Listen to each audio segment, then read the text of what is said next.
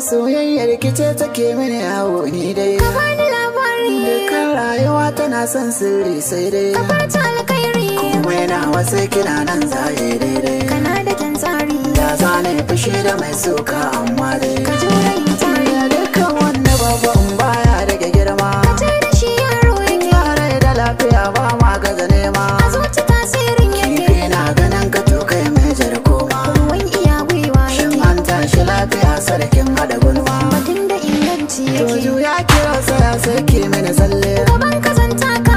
Ba ne bakwata hoki masa gwalele. Ka daina yin shakka. Dan goge gwamin jiki na zan rage kyalle. Ka tani zan bi ka. Kauna ke zama na ba na san sa da talle. Kawai mu je harka. To yakin ka tashi bacci da da safe. Ina tunanin ka. Daure sa kai batun karki mini yarfe. Ya zani ma haka. Kauna ba ta gogowa ko da an sofe. Batun ka ba shakka. Sirrin zuciya yanzu zan bude shafefe. Ka kyalla mai suka.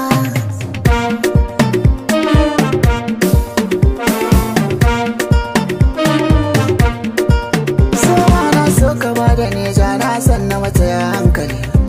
Gare akwai rabo mai kallo zai taka dandali.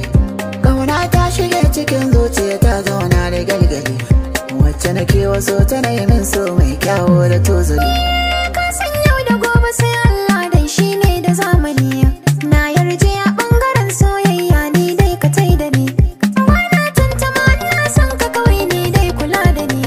Kar wata rana ni da kai mun saba kai min ni lahani.